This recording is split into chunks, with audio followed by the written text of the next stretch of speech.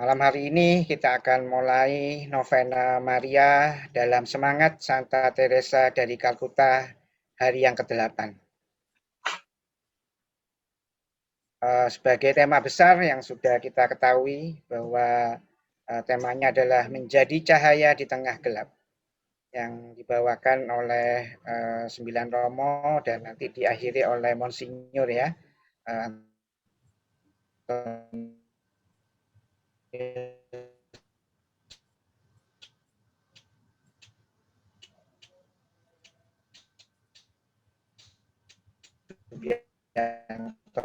Bunyamin dan malam hari ini Bambang Rudianto SJ dengan tema adalah teladan membawa terang dan kita akan mendengar sedikit tentang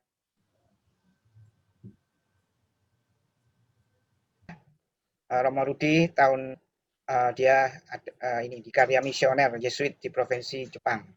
Jadi cukup lama ya, ada berapa? 6 tahun ya di Jepang ya.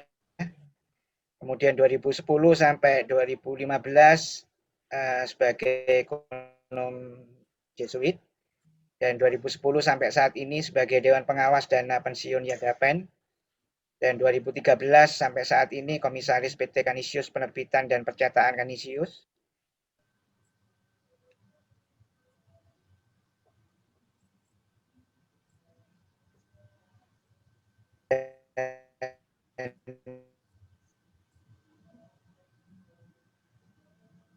Juga mulai 2011 itu panggilannya. Betul ya Romo, panggilannya Romo Rudi ya?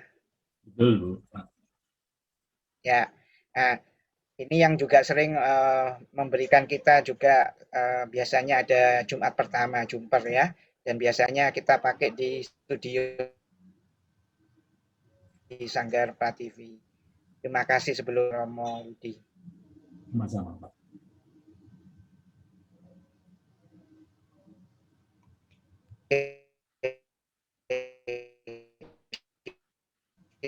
Kita akan mulai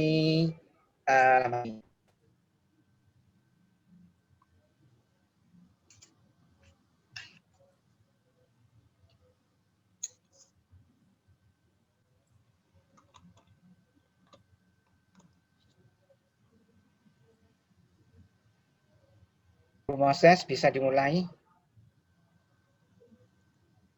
Menjadi cahaya di tengah gelap. Novena Maria dalam semangat Santa Teresa dari Kalkuta.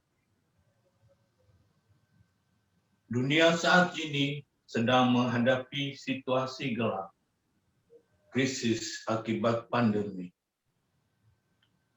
Telah banyak yang meninggal dan tidak sedikit yang terkena.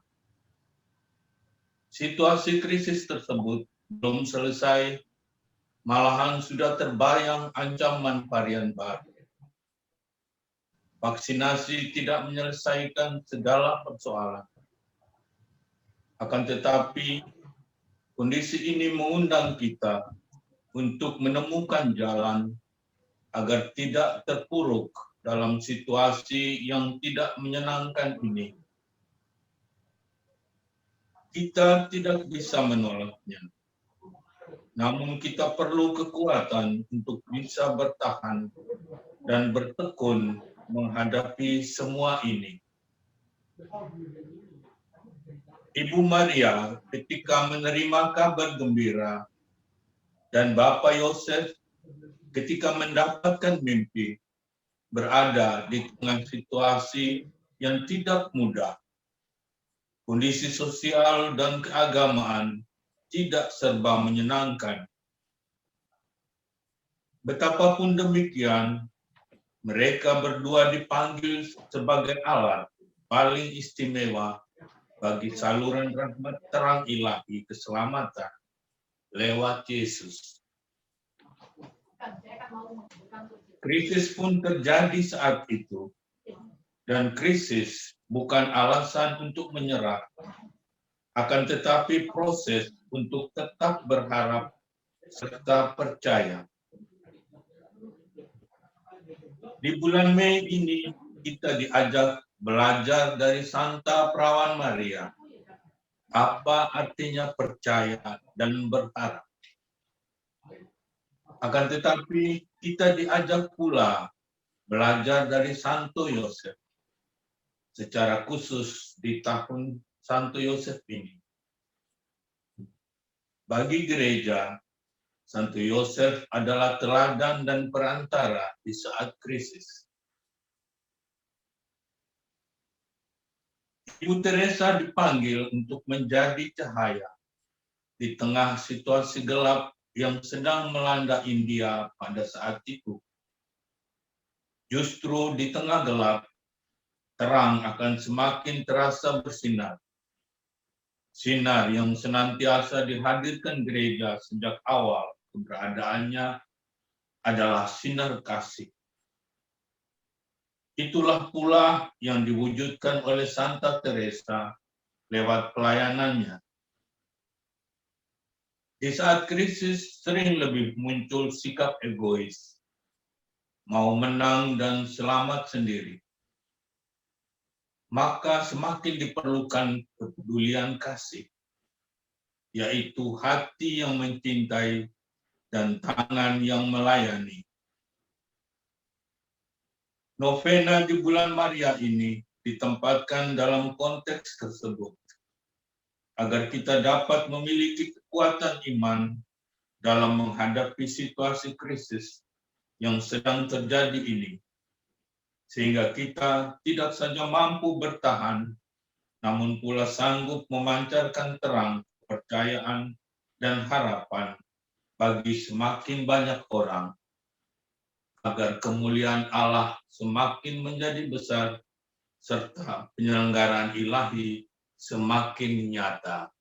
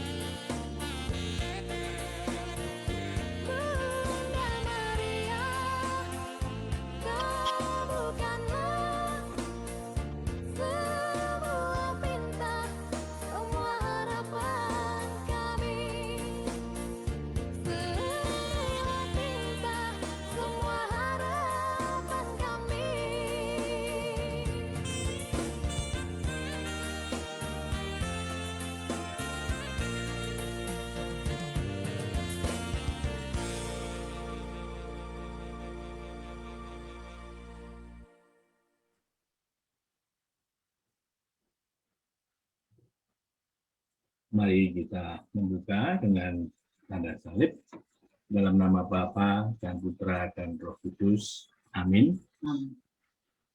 Saudara-saudari terkasih seiman dalam Yesus Kristus, hari ini kita memulai novena Maria dalam semangat Santa Teresa dari Kalkuta, hari ke-8. Sebagaimana tema terpilih, teladan pembawa terang, kita diharapkan memiliki kekuatan iman dalam situasi krisis yang sedang terjadi ini. Marilah kita mulai dengan doa tobat. Menyadari akan kelahiman serta belas kasih Allah, dan sadar akan kelemahan serta dosa-dosa kita, mari kita mohon ampun agar pantas ambil bagian dalam ibadat novena ini.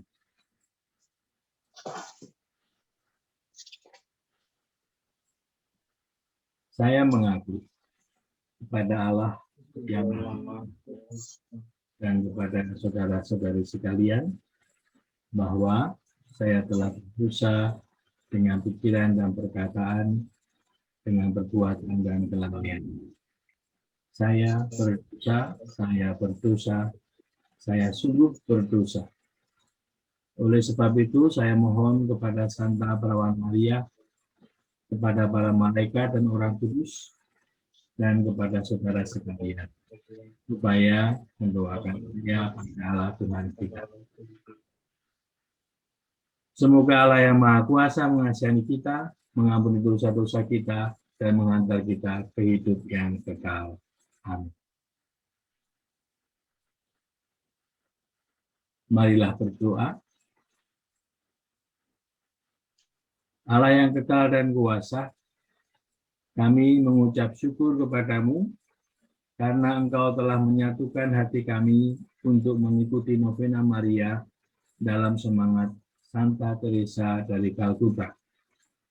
Meski di tempat yang berbeda karena situasi pandemi ini, kami mengarahkan hati kepadamu dan juga memanjatkan doa bagi intensi bersama maupun intensi pribadi kami masing-masing.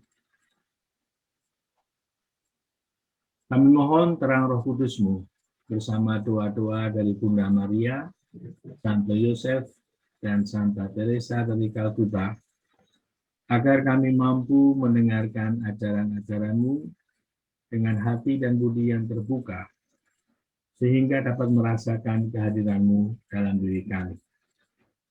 Semoga kami dapat dengan tekun setia mengikuti novena ini sampai selesai, dan mampukanlah kami untuk selalu dapat melaksanakan sabda-Mu dalam hidup kami. Demi Yesus Kristus Putra-Mu Tuhan dan Juru Selamat kami, yang bersama Dikau dalam persekutuan dengan Roh Kudus, hidup dan berkuasa kini dan sepanjang segala masa. Amin. Amin. Tuhan beserta kita. Sekarang dan selama-lamanya. Inilah Injil Tuhan kita Yesus Kristus menurut Matius. Dimuliakanlah Tuhan. Kamu adalah garam dunia. Jika garam itu menjadi tawar, dengan apakah ia diasinkan? Tidak ada lagi gunanya selain dibuang dan diinjak orang. Kamu adalah terang dunia. Kota yang terletak di atas gunung tidak mungkin tersembunyi. Lagi pula, orang tidak menyalakan pelita, lalu meletakkannya di bawah gantang, melainkan di atas kaki dian, sehingga menerangi semua orang di dalam rumah itu. Demikianlah hendaknya terangmu bercahaya di depan orang, supaya mereka melihat perbuatanmu yang baik dan memuliakan Bapamu di surga. Demikianlah Injil Tuhan. Terpujilah Kristus. Selamat malam Bapak Ibu, Romo Vincent, dan semua yang hadir dimanapun berada. Saya akan menggunakan share screen tapi dengan on-off, sehingga saya mau ada komunikasi juga. Bacaan hari ini kiranya saya menemukan sesuatu yang baru, ya, dengan merenungkan bacaan hari dalam rangka Ibu Teresa dari Kalkuta. Maka terima kasih bahwa saya boleh mencoba merenungkan bacaan ini kali ini secara baru. Karena saya melihat bacaan dari Matius 5 ini adalah bagian dari yang luar biasa dalam hidup Ibu Teresa. Nanti akan saya ajak semua untuk masuk ke dalam poin itu. Pertama, saya ingin mengajak Bapak Ibu untuk melihat konteksnya. Konteks kitab suci ini dalam rangka Injil Matius, ya. Kalau Bapak Ibu lihat di sini, saya begini aja ya, nggak usah di layar lebar ya. Kelihatan tuh semuanya? Apa? Kelihatan, Romo. Tapi kalau dibesarkan lebih baik. Lebih baik, oke. Baik. Saya ingin mengajak Bapak Ibu untuk melihat konteks dari Injil Matius bab 5, tetapi sebenarnya ini dalam kaitan dengan bab 5 sampai bab 7, yaitu khotbah di bukit. Bapak Ibu tahu Injil Matius kan ditujukan untuk umat Yahudi, ya. Jadi khususnya mereka yang sudah punya background monoteisme, bukan umat pagan, ya, yang teisme, ya. Maka di sini kalau lihat konteksnya Matius, tidak mudah seperti kita yang sudah punya keyakinan untuk membuka baru kepada suatu keyakinan yang pada saat itu Yesus tawarkan. Dalam konteks itu Yesus masuk di dalam bukan tentang mengubah. Kita tahu bahwa Yesus datang untuk menggenapi, ya. Nah, di sini bab 5 sampai bab 7 itu tentang sabda, ajaran-ajaran Yesus kepada umat Yahudi khususnya, untuk mengajak mereka mengalami lebih dalam bagaimana pengalaman akan Allah yang mengasihi.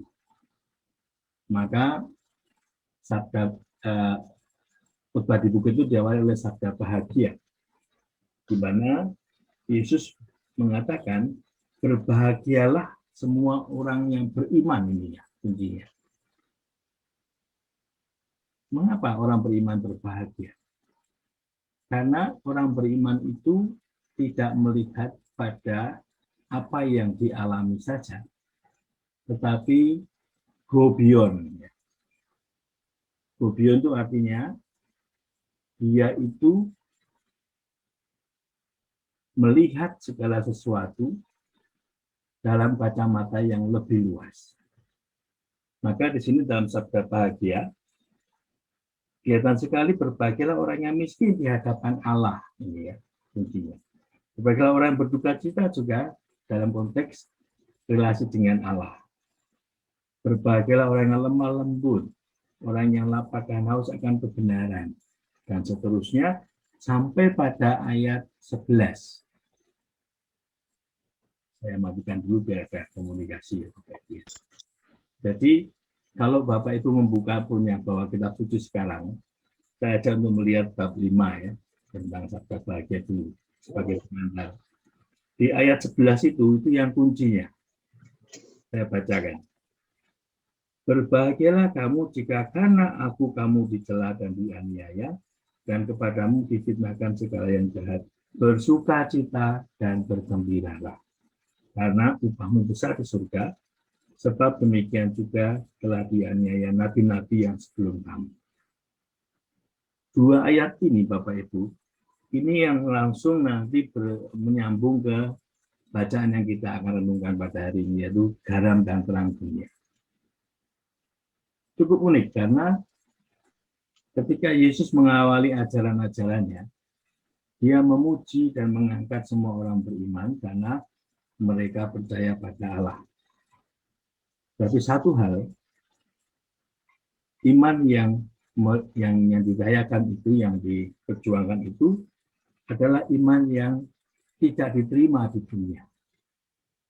Dalam konteks dunia adalah iman yang ditolak atau bahkan dijauhi. Maka pesan Yesus ini akan menjadi pedang bagi mereka yang menjalankan imannya setengah-setengah. Suam-suam gitu ya, suam-suam kuku. Dalam konteks itulah sebenarnya bab 5 sampai bab 7 dari Injil Matius itu bukan untuk mengkritik, tetapi untuk mengajak umat Yahudi menjalani imannya lebih dalam lagi dan lebih serius lagi dan lebih genuine. Ini sebenarnya panggilannya. Tidak hanya kepada para pimpinan atau kepada ahli-ahli Taurat dan enggak. Ini arahnya adalah kepada semua umat yang sudah beriman. Dalam hal ini adalah kepada Allah, supaya sungguh-sungguh beriman. Dan ini adalah saya sebut sebagai jalan hidup rohani. Maka di situ dalam screen saya tadi, ya, teks tentang garam dan terang dunia itu muncul sesudah Tuhan Yesus berbicara tentang penganiayaan. Situasi menjadi garam dan terang ini bukanlah ada dalam situasi yang nyaman. Yesus mengangkat tema garam dan terang ini pertama-tama sebagai suatu panggilan, tetapi sekaligus sebagai suatu jalan kehidupan rohani. Dan metafora garam dan terang itu menyiratkan sesuatu yang terus diperlukan ya dalam hidup rohani kita. Nanti saya akan lebih lanjut melihatnya. Tapi di sini dalam konteks Matius, dia jelas-jelas mengajak umat Yahudi itu supaya mengkritisi hidup rohani yang tawar, mengkritisi hidup rohani yang penuh dengan hal yang disembunyikan. Dan dalam bahasa yang sering dimunculkan dalam kitab suci itu munafikan ya. Jadi melakukan sesuatu itu lebih supaya dilihat, tetapi dalamnya itu bolong ya, borok ya. Nah, mari kita lihat konteksnya garam dan terang.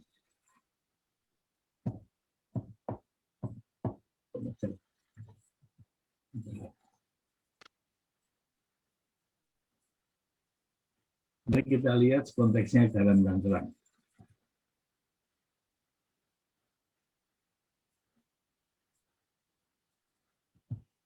Ya. Banyak yang memberikan tafsir di sini tentang garam itu adalah untuk melezatkan, tapi yang juga yang kedua adalah mencegah makanan dari pembusukan. Dan ini yang saya rasa sebagai tema yang paling tajam ya tentang garam. Di sini kita diajak sebagai gereja, saya dan Anda semua, harus merupakan teladan yang saleh di dalam dunia dan harus melawan kebobrokan moral dan kecurangan yang nyata dalam masyarakat. Dan inilah yang sebenarnya Tuhan Yesus mengajak dalam pesan setelah sabda bahagia itu, yaitu semua yang kita amini itu harus diperjuangkan dengan sikap hidup yang benar-benar dalam. Nah, dalam ini artinya apa? Kita tidak membiarkan kuasa Roh Kudus dipadamkan oleh semangat dunia lagi. Karena kalau tidak, sikap tawar kita itu akibatnya membuat kita bisa diinjak-injak orang, yaitu dihancurkan oleh cara hidup dan nilai-nilai masyarakat yang tidak beriman. Bapak Ibu bisa melihat konteks ini dalam situasi pandemik saat ini ya. Kalau saya merefleksikan, saya senang dengan yang ditampilkan oleh Romo Rubianto di awal itu ya, tentang paus yang berdoa sendiri di Basilika tadi di pelataran Basilika Santo Petrus itu, yang dia menggambarkan salib, membawa salib di tengah-tengah kegelapan itu ya. Itu kan digambarkan bagaimana kita itu tidak boleh lari dari kegelapan. Kita harus menghadapi kegelapan. Dan justru kita menghadapi kegelapan itu dengan bekal apa? Bekal iman, bekal kekuatan Roh Kudus itu. Maka ketika Paulus memegang salib di dalam suasana gelap ya, lalu memberikan berkat ubi et orbi itu, lalu di situ digambarkan bagaimana kuasa Allah itu tidak pernah terkalahkan oleh kegelapan. Justru kuasa Allah itu yang akan menjadikan setiap orang menjadi terang di tengah kegelapan. Kiranya ini yang menjadi pesan yang kuat dalam yang bagian pertama, wajah dunia yang gelap ya, dari Romo Ruby, dan saya ingin mengangkatnya juga dalam konteks hari ini sebagai garam. Sebagai garam kita itu mewarnai dan sekaligus menjadi tanda bahwa kita itu punya sesuatu yang mewarnai, memberi rasa dan membuat hidup ini tidak busuk ya dalam konteks dunia. Karena kalau tidak, kita akan justru diinjak-injak oleh dunia, karena dunia itu kejam. Ketika dunia sudah tahu bahwa kita lemah, pasti kita akan dimakan. Maka di sini saya melihat Matius mencoba menggabungkan tema garam dan terang. Di sini merujuk pada Yohanes 8:12, yaitu akulah terang dunia. Di sini kita sebagai umat harus membangun hidup kita dengan garam, ya, sebagai garam ya. Artinya terus memperjuangkan, terus mengolah, tidak berhenti. Bahkan satu nafas pun tidak boleh berhenti di dunia ini. Dengan kata lain, kita tidak boleh berhenti sebagai orang beriman. Gitu. Nafas kita itu bukan sebagai part time di dunia ini, untuk sebagai orang beriman, kita full time. Jadi kalau kita seperti bernafas, tidak pernah berhenti bernafas, itulah iman kita juga. Karena kalau tidak, kuasa kekuatan gelap itu akan menghancurkan kita. Nah, apa yang menjadi pegangan kita adalah terang. Dan terang itu adalah Yesus. Dan terang itu lewat kita sebagai garam. Terus kita perjuangkan karena kita menjadi tanda bahwa kita berjuang untuk membawa Yesus. Dan ini salah satu kunci yang saya temukan dalam bacaan hari ini. Bahwa kita itu berjalan bukan membawa diri kita. Sebagai seorang beriman yang menyatakan, kamu kalau nggak percaya pada saya itu nggak selamat, enggak. Bukan itu tujuan kita. Tujuan kita itu adalah membawa Yesus. Yesus yang sampai pada titik dia memberikan hidupnya tetap setia, membawa hidupnya untuk keselamatan bagi semua. Maka di sini terang yang kita nyatakan di depan orang itu adalah untuk kemuliaan Allah. Ini dalam 1 Korintus 10:31 ya. Dan ini jelas sekali pesan dalam bacaan hari ini. Kita sebagai garam membawa terang, dan kita menyatakan terang itu sebagai terang yang kita bawa ke banyak orang untuk kemuliaan Allah, dan dengan demikian banyak orang melihat hal itu lalu takut, lalu memuliakan Allah.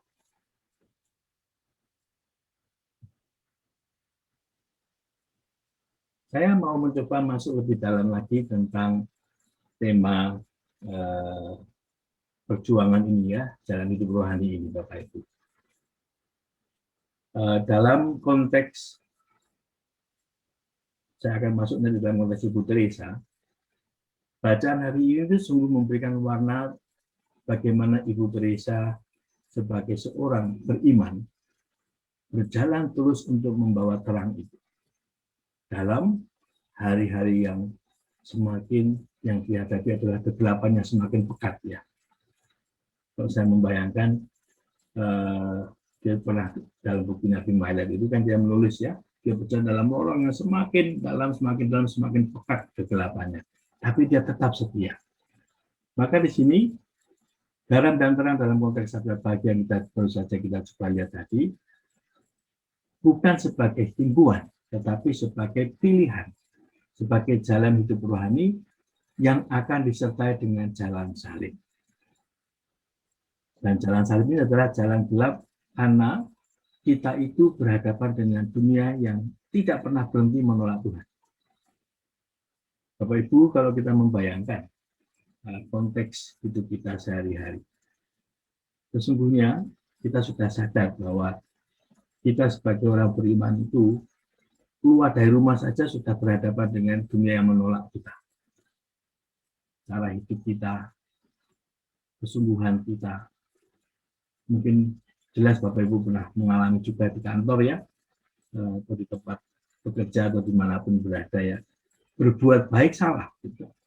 Berbuat jujur dianggap sebagai pengkhianatan.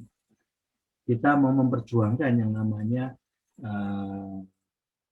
suatu yang namanya hati yang jujur dan jelas ya, itu malah dipecat ya mungkin ya, atau dipindahkan. Itulah wajah dunia. Itulah dunia yang gelap. Tapi di sini kita sebagai orang beriman sudah memilih gitu. Saya mau tetap jalan dalam hidup yang saya bangun dengan Tuhan, karena saya tahu jalan gelap itu ya jalan salib. Karena saya tahu, karena kalau aku mengikuti Tuhan, saya pasti dicela dan dianiaya. Maka kalau kita menyadari bahwa kita itu memilih suatu pilihan untuk mengikuti Tuhan, salib itu bukan lagi menjadi sesuatu yang buat kita memberatkan atau membingungkan. Karena itu pilihan yang pada akhirnya menjadi bagian dari jalan hidup kita. Dalam konteks ini, saya mau mengambil dua Santa Avila dan Santo Yohanes dari salib ya, karena bagus sih ininya apa, bagaimana dia menggambarkan perjalanan hidup rohani seorang beriman. Dalam konteks malam gelap jiwa, kedua gereja ini yang juga seorang mistikus, Santa Avila menemukan perjalanan hidup rohani orang itu dalam 9 rumah ya, istilahnya 9 tahapan-tahapan. Santo Yohanes dalam 3 tahapan. Tapi pada akhirnya keduanya menemukan setiap orang yang baru mulai untuk yang sudah berjumpa dengan Tuhan lalu berjalan untuk mengikuti Tuhan, tentu dia butuh membangun hidupnya terus-menerus. Dengan apa? Dengan doa, dengan kesadaran merayakan imannya entah lewat Ekaristi. Dan lagi juga tapi tahapan berikutnya lagi, semakin dia ingin mengenal Kristus, tentu ada panggilan yang terus makin masuk. Akhirnya ikut latihan doa, ikut latihan meditasi. Semakin dalam, semakin ingin masuk lagi. Kenapa? Setiap langkah hidup rohani itu membawa orang semakin dalam. Dan tidak berarti bahwa orang itu dibebaskan dari segala kesulitan hidup, tidak. Semakin orang berjalan dalam kerahiman Tuhan, semakin ingin masuk dalam misteri kerahiman Tuhan, semakin orang mau masuk dalam realitas yang tidak mudah ini, dalam hidupnya ini. Saya mau sharing satu hal, Bapak Ibu.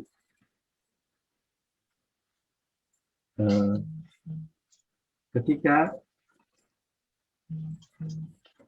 saya mendampingi beberapa pasangan ya, dalam konteks counseling ya, ada satu pasangan yang bagi saya sangat mengesan. Dan ini pasangan yang sudah hampir pecah. Ya.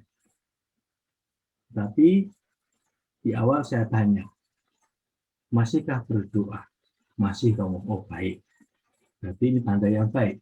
Kalau masih berdoa itu berarti Tuhan masih ada dalam hidup mereka. Ya. Tuhan masih menjadi sumbu mereka. Berarti ini hanya soal manusia, soal alasan-alasan ya. Maka ketika kita masuk lebih dalam lagi, mereka sudah 2 tahun berpisah dalam arti tidak beda rumah ya. Tetapi anak-anak masih menghendaki mereka untuk terus bersatu. Karena masih kecil-kecil. Dalam perjalanan saya mendampingi hampir sekitar 6 bulan mereka ya. Dalam perjalanan akhirnya ada banyak hal yang tidak mudah, stagnan ya. Dan saya bertanya pada mereka, masihkah berdoa? Masih kamu. Hey. Lalu kita temukan ada banyak alasan-alasan.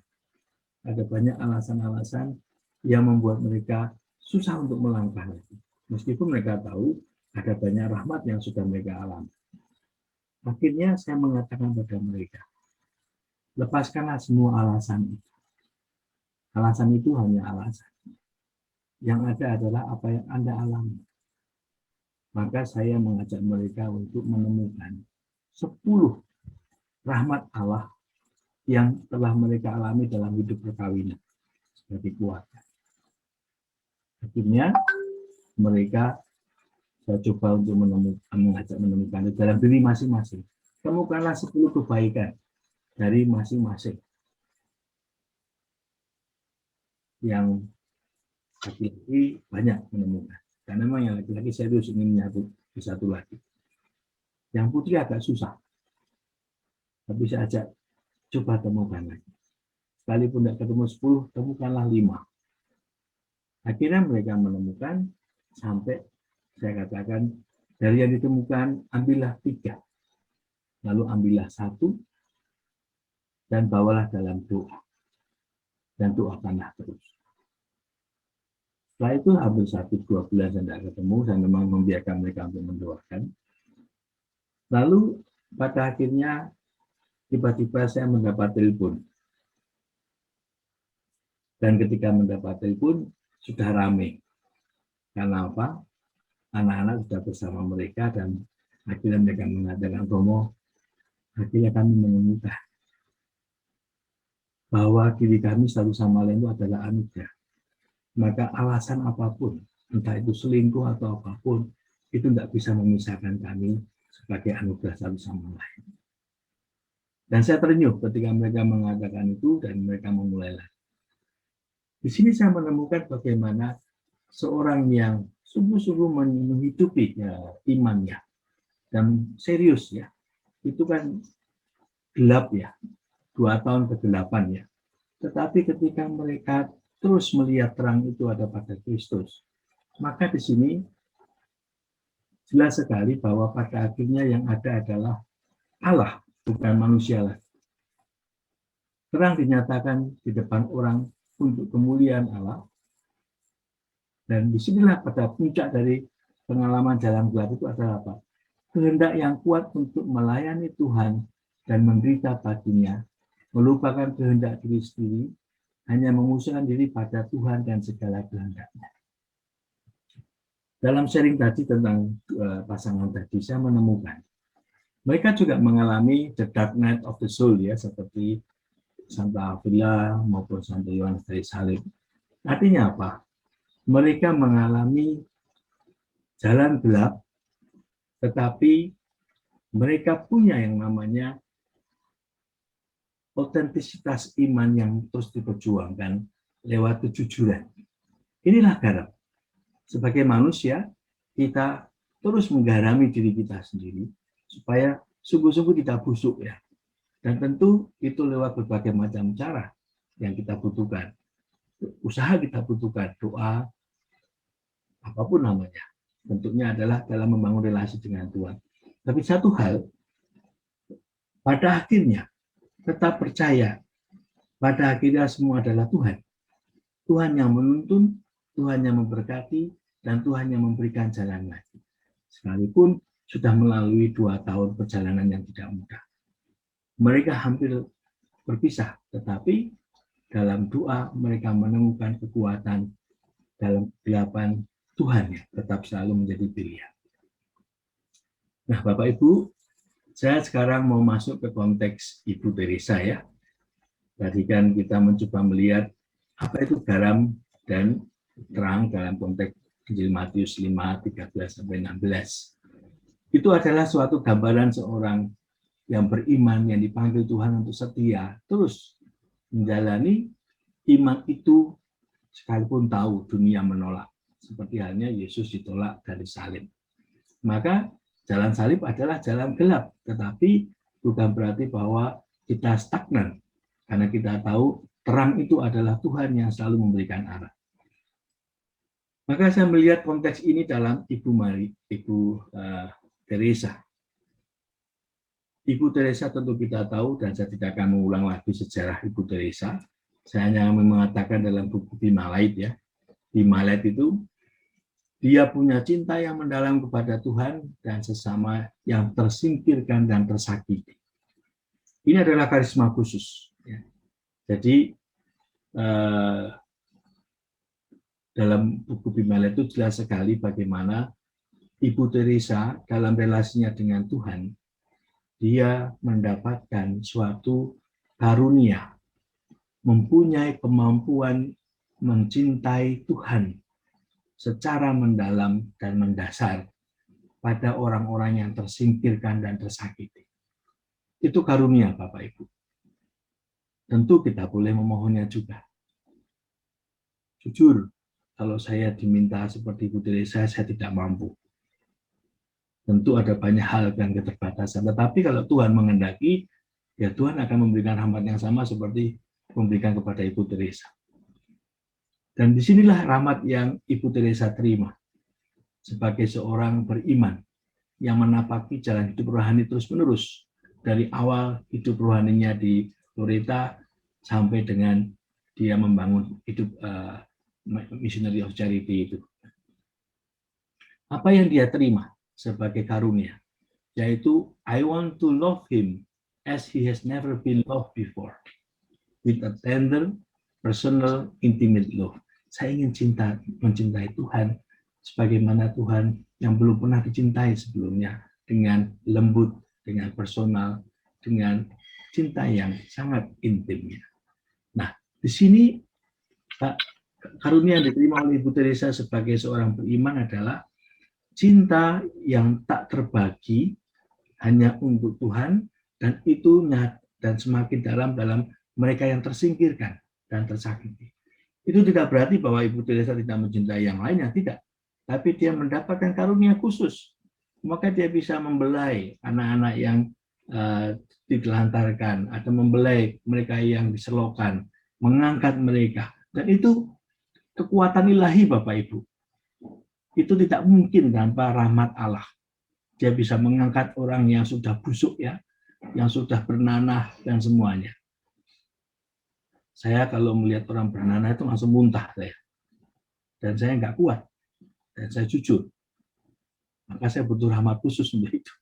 Tapi Ibu Teresa diberi rahmat khusus untuk itu.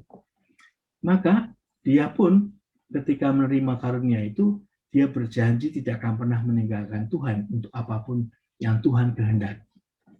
Dan ini kelihatan sekali dalam perjalanan hidupnya, ketika dia akhirnya dalam film kan ada ya, ketika dia melihat seorang yang telantar di jalan, lalu dia lewat, ya, dia balik lagi, orangnya sudah tidak ada, dan dia menemukan itulah Yesus yang memanggil dia. Nah, di sini dia mengatakan, persis ketika Tuhan memberikan karunia untuk mencintai dengan dalam dan mendasar mereka yang tersingkir, maka saya pun juga menjawab karunia itu dengan tidak meninggalkan Tuhan untuk apapun yang Tuhan kehendaki. Maka di sini ini saya senang dengan waktu itu saya memberikan renungan juga tentang perjumpaannya Yohanes Paulus II dengan Ibu Teresa, ya, ketika pada masa Prapaskah pada tahun 80-an sekian, ya, itu Bapak Paus Yohanes Paulus II almarhum Santo, ya, itu membuat suatu pesan gembala tentang saya haus, ya. Dan Ibu Teresa begitu menemukan kata-kata itu sebagai spiritualitas dari kongregasinya. Dan ini yang membuat dia menemukan bagaimana memasuki perjalanan hidup yang Tuhan kehendaki dia untuk terus masuk mencintai Tuhan dalam mereka yang tersingkir, yaitu semakin membawa banyak orang supaya kehausan Tuhan itu berkurang, atau sekurang-kurangnya semakin membawa banyak orang supaya Tuhan itu dahaganya terpenuhi, ya, dengan air yang ia berikan cinta kepada orang-orang yang tersingkir itu. Nah, saya menemukan di sini bagaimana perjalanan hidup rohani Ibu Teresa itu sama tadi yang saya sampaikan dengan perjalanan hidup rohani Santa Avila, Santa Santo Yohanes dan kita juga semua ya, yang saya beri contoh tadi, semua orang mengalami perjalanan hidup yang disebut malam kabut ya, the night of the soul ya, malam yang begitu menyesakkan. Dan Ibu Teresa ternyata dalam pengalamannya yang tertuang dalam buku Bimalaid, selama lebih dari 60 tahun dia mengalami itu. Mengalami apa? Mengalami pengalaman mistik Yesus yang menderita dan tersalib, yang memampukan dia masuk ke dalam misteri kasih pada orang-orang tersingkir yang ia jumpai dalam hidup dan pelayanannya.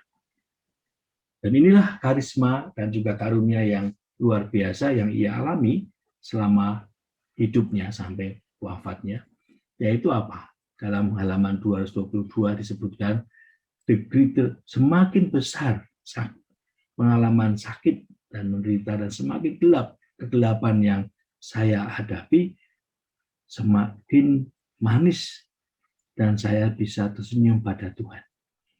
Artinya apa?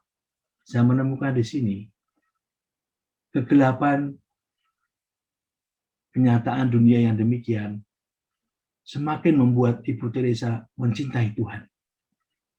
Dan semakin dia membawa banyak jiwa-jiwa, khususnya jiwa-jiwa yang terlantar dan tidak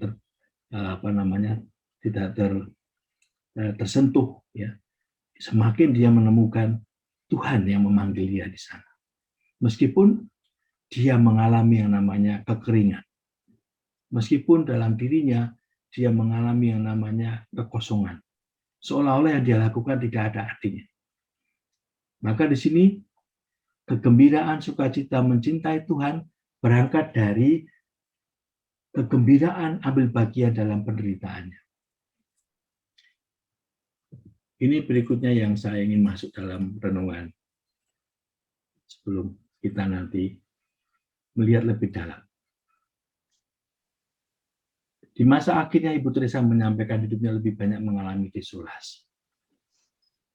Dalam buku Bimalaidnya, dia menuliskan demikian. Berdoalah untuk terang agar saya dapat melihat dan mempunyai keberanian untuk membuang segala keakuan dalam karya ini. Aku harus hilang sepenuhnya jika aku mau agar Tuhan memiliki keseluruhan karya ini. Kiranya di sini Bapak Ibu ya, saya menemukan garam dan terang dalam konteks perjalanan Ibu Teresa. Sebagai manusia, ia terus berjuang supaya dirinya genuine hanya untuk Tuhan. Maka itu perjalanan hidup rohani yang terus-menerus desolasinya adalah bagaimana ia ingin supaya keakuannya itu hanya untuk Tuhan. Dan itulah yang ia terus perjuangkan, yang ia sebut desolasi. Maka bagi Ibu Teresa, akhirnya orang-orang tersingkir dan yang tidak diterima itu adalah rahmat yang ia alami sebagai karunia yang Tuhan berikan kepada dia untuk memberi kemurnian hatinya.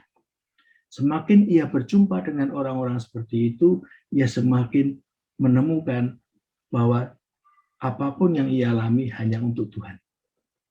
Yaitu mereka menjadi sarana bagi dia untuk ambil bagian dalam sengsara Tuhan. Maka ia juga mengatakan demikian. Jika saya pernah mungkin menjadi santa gitu ya, saya tentu akan menjadi santa kegelapan. Karena saya akan terus-menerus absen dari surga.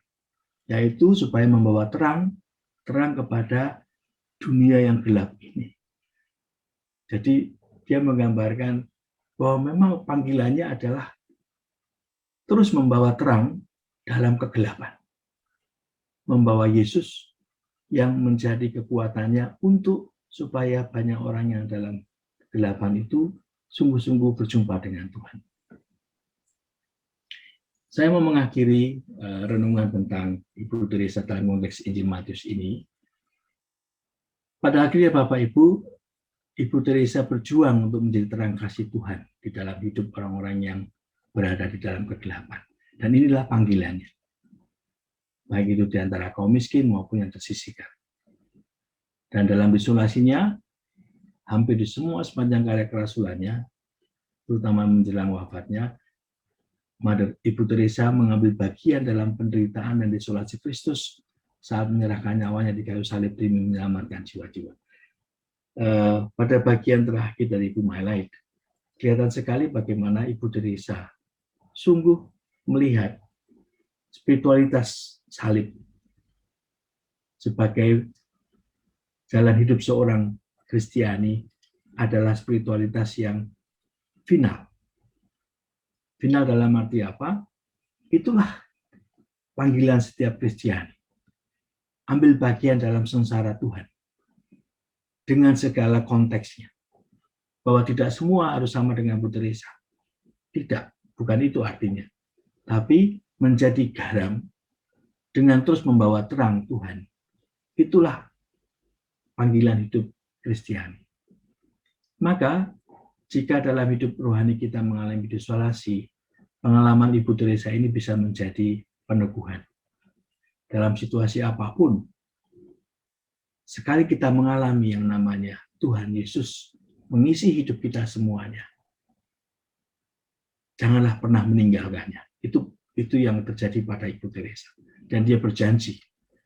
Dan itu yang menjadi kekuatan juga. Sekalipun aku mengalami kegelapan dan tidak menemukan Tuhan dalam seluruh hidupku, sekali-kali pun aku tidak pernah meninggalkan Tuhan. Dan inilah hidup Ibu Teresa. Dan kiranya menjadi kekuatan kita juga sebagai seorang Kristiani. Sekali-kali pun aku mengalami kegelapan dalam hidup di dunia ini, karena aku sudah mengenal Tuhan, sudah berjumpa dengan Tuhan, sekali-kali pun aku tidak akan meninggalkan Tuhan. Ini pesan dari hidup Ibu Teresa dalam konteks garam dan terang itu. Maka di sini pengalaman desolasi adalah untuk memurnikan jiwa kita.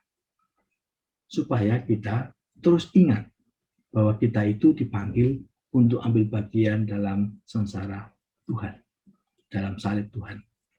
Dengan demikian, kita mengambil bagian dalam salib itu, kita akhirnya memancarkan terang. Bapak Ibu, kalau saya ingat yang tadi saya ceritakan ya, pasangan tadi, saya senang karena mereka masih kontak dengan saya. Pernah suatu saat mereka mengajak saya makan, anak-anaknya masih SD, dan anak-anaknya juga ingat dengan saya. Maka ketika saya melihat apa yang terjadi setelah mereka bersatu lagi, yang ada adalah mereka sekarang sungguh melihat apa yang pernah mereka alami sekali kegelapan, itu sekarang juga menjadi berkat untuk mereka menjalani hidup yang sekarang. Saya tidak tahu selanjutnya apa yang terjadi, tetapi bahwa pengalaman itu adalah pengalaman yang memberikan mereka dasar baru untuk mengamini Tuhan dalam hidup mereka. Maka, sebagai bagian untuk menutup semua ini, cukuplah kasih karuniaku bagimu, sebab justru dalam kelemahanlah kuasaku menjadi sempurna. Kiranya ini yang menjadi pesan dari hidup Ibu Teresa ya, bahwa Ibu Teresa sudah mendapatkan karunia yang besar, yaitu karunia untuk mencintai Tuhan secara mendasar pada orang-orang yang tersingkir, dan karunia itu ia jalani sampai akhir dengan menjawab sebagai garam ya, yaitu saya tidak meninggalkan Tuhan. Kata-kata itu menjadi kuat sekali karena itu terjadi pada Ibu Teresa sampai wafatnya. Ia menjalani karunia itu dengan menjadi garam kepada semua orang yang ia layani. Maka Bapak Ibu kita bisa lihat bagaimana hidup Ibu Teresa menjadi terang.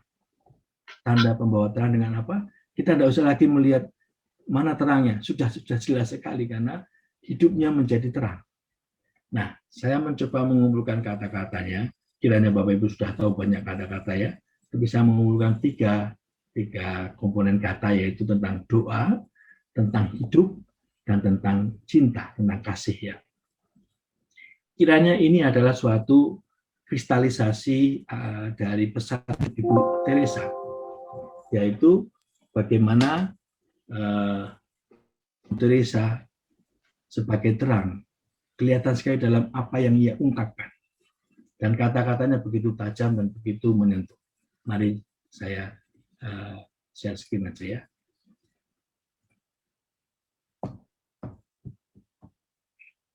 Ini tentang doa. Saya ingin merenungkan bagaimana terang yang menjadi warna dari Ibu Teresa itu dalam dua kata ini. Doa bukanlah untuk meminta. Doa adalah menaruh diri di dalam tangan Tuhan pada kehendaknya, mendengarkan suaranya dalam lubuk hati kita. Dan itulah terang yang ia bawa lewat kalimat ini. Maka, bila kita berdoa, kita akan percaya. Bila kita percaya, kita akan mencinta. Bila kita mencinta, maka kita akan melayani. Maka Bapak Ibu, pesan Ibu Teresa ini sudah jelas sekali. Kita kalau melayani tanpa doa, berarti itu hanya pekerjaan sosial. Nggak ada bedanya dengan volunteer sosial. Tapi kalau kita melayani, mencintai, dan percaya dengan hidup doa yang kita alami, maka kita akan punya yang namanya pengalaman semua itu dalam relasi dengan Tuhan. Semua yang kita lakukan hanya relasi manusia akan berhenti pada suatu saat. Tentang hidup. Hidup yang tidak dihidupi bagi sesama adalah bukanlah hidup.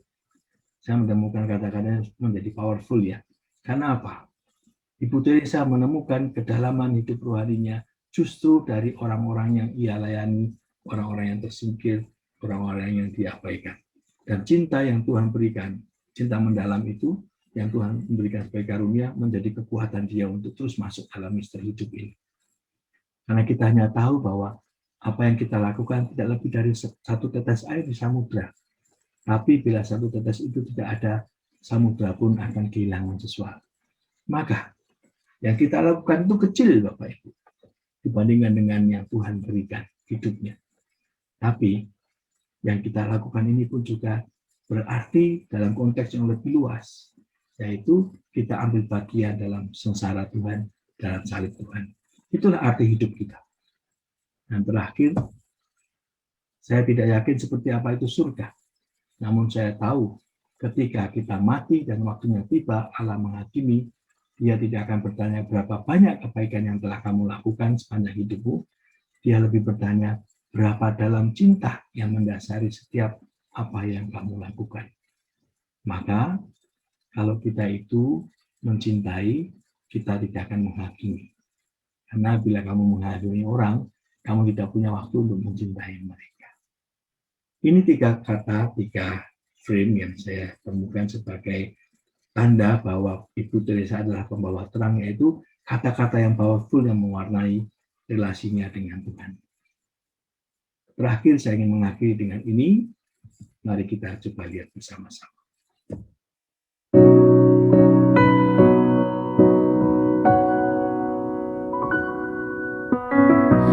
Hadirat-Mu Tuhan,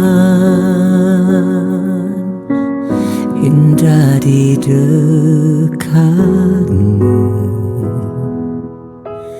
nikmati kemurahan-Mu di setiap jejak hidupku. Kau ukir kebaikan-Mu, tiada terhitung pertolongan-Mu, tiada terukur kesetiaan-Mu. Kau setia, Kau setia, tiada terhitung pertolongan-Mu, tiada terukur kesetiaan-Mu. Kau setia, Kau setia dalam hidupku.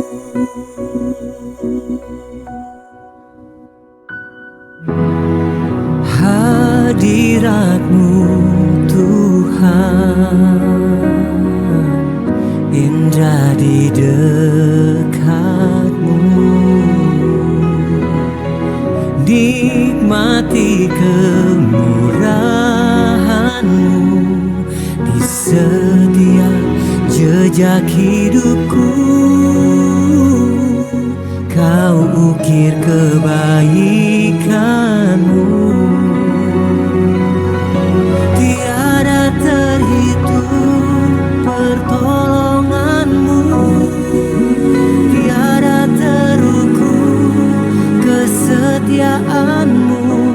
Kau setia, Kau setia, tiada terhitung pertolongan-Mu, tiada terukur kesetiaan-Mu. Kau setia, Kau setia dalam hidupku.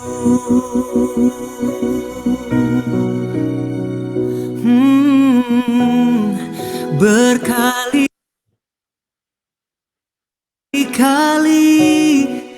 Kau selalu menolong di setiap kesusahanku.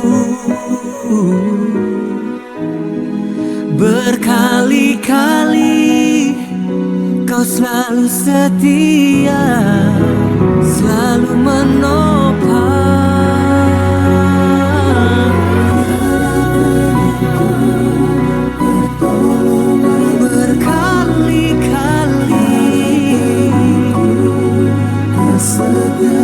Engkau yang setia,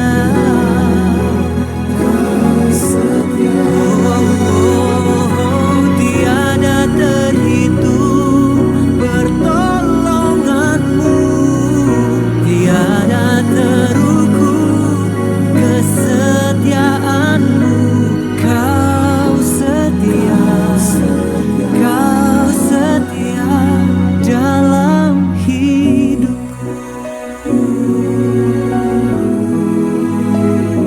Kau setia, Yesus setia dalam hidupku.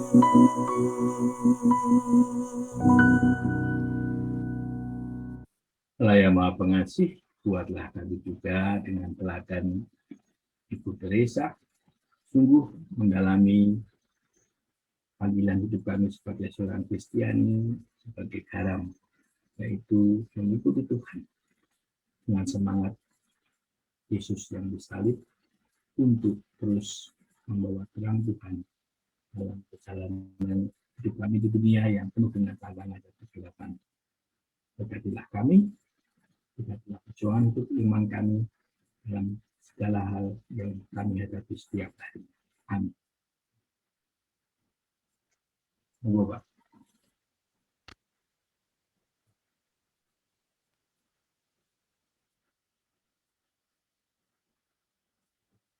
Saudara-saudari yang terkasih, setelah mendengarkan sabda Tuhan dan merenungkannya, marilah kita mendoakan intensi novena kita hari yang ke-8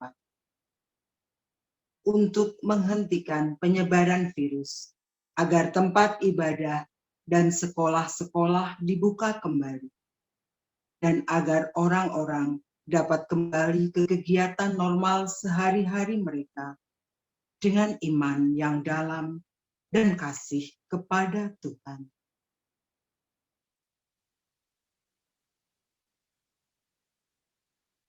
Kita mengucap syukur atas terkabulnya doa rosario dari para kerabat KKIT bagi kesembuhan pembimbing Indonesia, Father Stephen dari Silong, India, yang telah sembuh dari COVID-19. Kita mohon juga bagi pemulihan kesehatan Romo Bambang Rudianto SI, agar tetap sehat dan tetap semangat dalam pelayanan. Bagi ujub pribadi kita masing-masing, dan memohon penyertaan doa-doa Bunda Maria, Santo Yosef, dan Santa Teresa dari Kalkuta. Marilah kita hening sejenak mendoakan ujub kita masing-masing.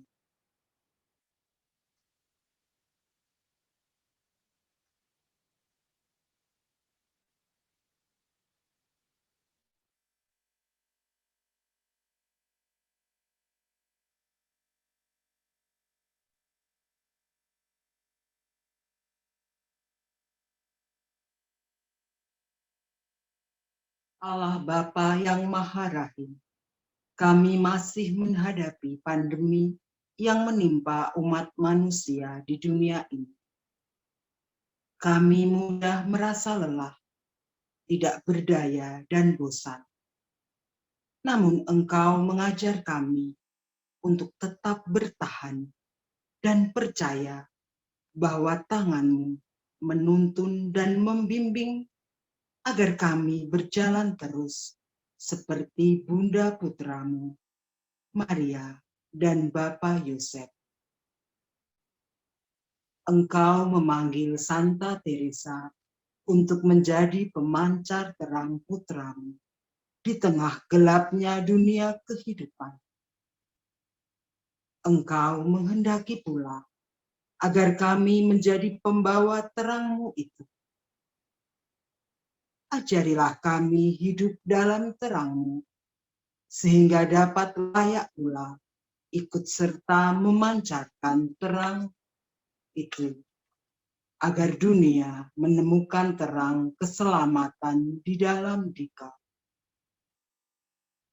Secara khusus di bulan Maria ini dan di tahun Santo Yosef ini, tuntunlah kami untuk setia menapaki jalan terang, supaya kami terus bertahan dan bertekun, sehingga dapat terus menapaki jalan panggilan menjadi pembawa terang, sebagaimana Ibu Teresa.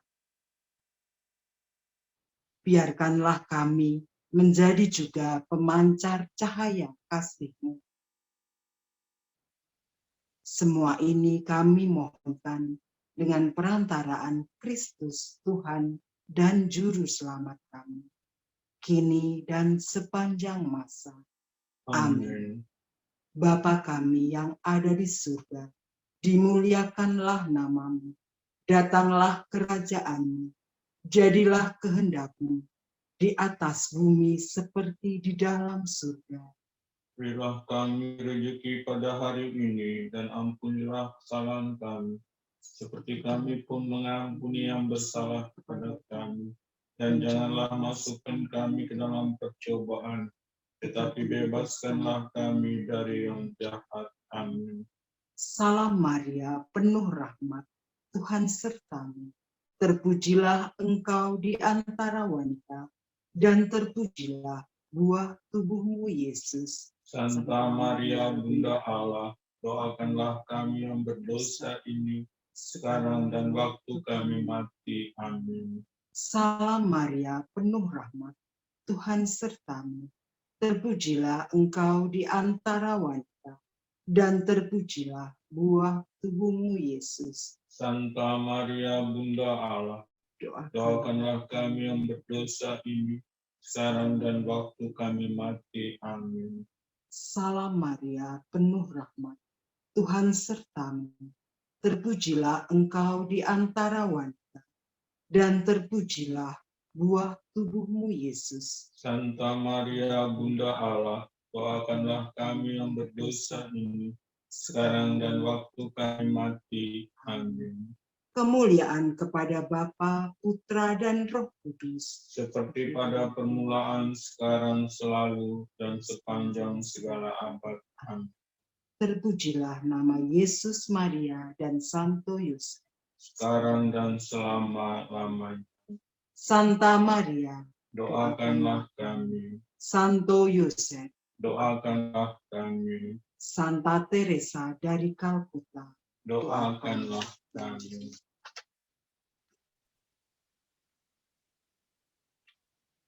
Ingatlah ya Santa Perawan Maria yang amat murah hati.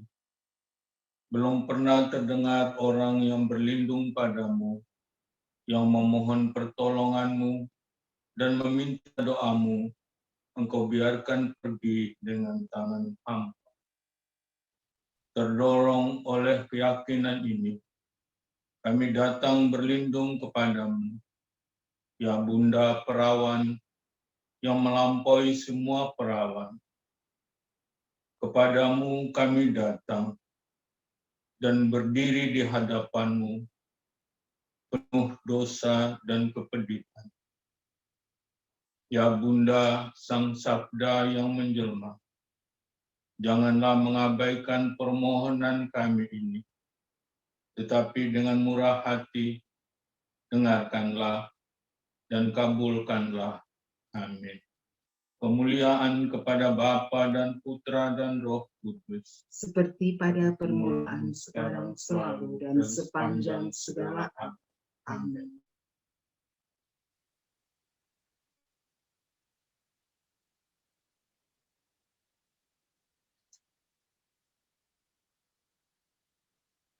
Marilah berdoa.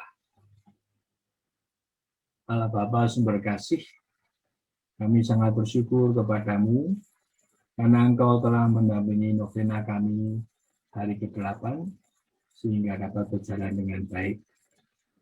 Kobarkanlah nyala api cinta kasih dalam diri kami agar kami bersemangat kembali untuk berani memberi kesaksian akan Yesus Kristus, Juru Selamat kami yang telah bangkit mulia. Anugerahilah kami dengan karunia-karuniamu, agar hidup kami mampu menjadi cahaya bagi sesama di dunia yang sedang mengalami kegelapan akibat pandemi ini. Demi Kristus Tuhan dan pengantara kami. Amin. Amin.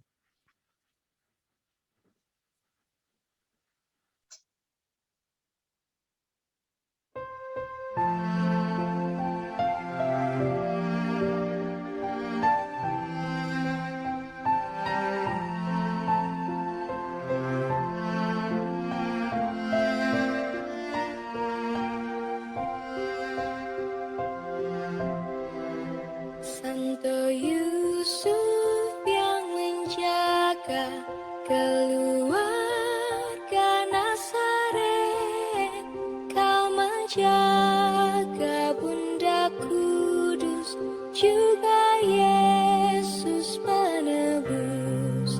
Sudilah doakan kami pada Yesus anakmu, dan lindungilah selalu kami sekeluarga.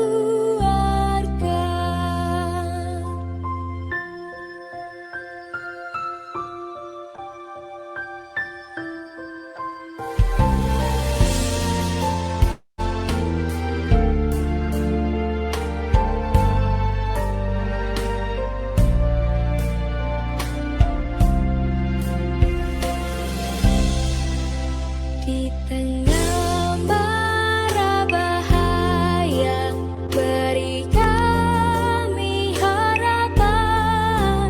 Kuatkanlah iman kami, agar jangan tersesat. Bapa Yusuf, antar kami ke hadirat Yesusmu, agar kami berbahagia dalam hidup yang kekal.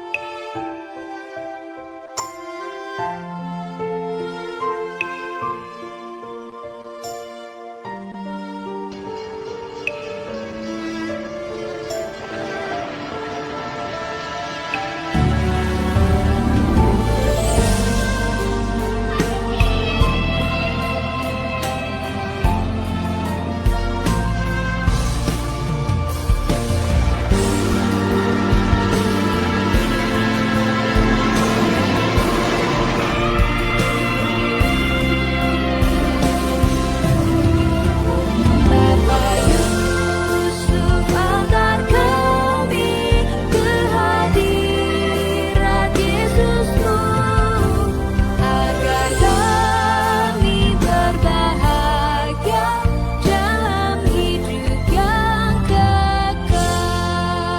Agar kami berbahagia dalam hidup yang kekal.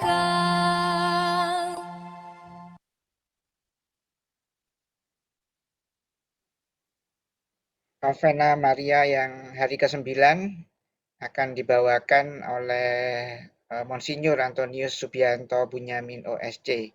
hari Sabtu tanggal 29 Mei 2021 pukul 7 ya, malam ya, seperti biasa.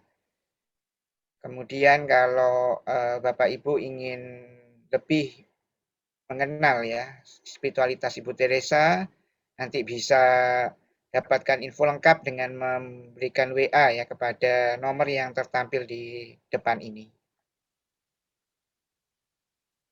Kemudian terima kasih kepada Romo Bambang Rudianto SC, malam ini telah diberikan kita menjadi terang dan garam dunia ya. Dan akhirnya kita mohon berkat dari penutup dari Romo.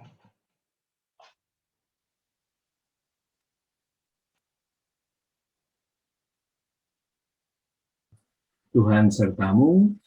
Dan sertamu juga. Semoga semua yang hadir di sini, semua yang kita doakan, seluruh keluarga dan anggota keluarga kita senantiasa diberkati oleh Allah yang Maha Kuasa, Bapa dan Putra dan Roh Kudus. Amin.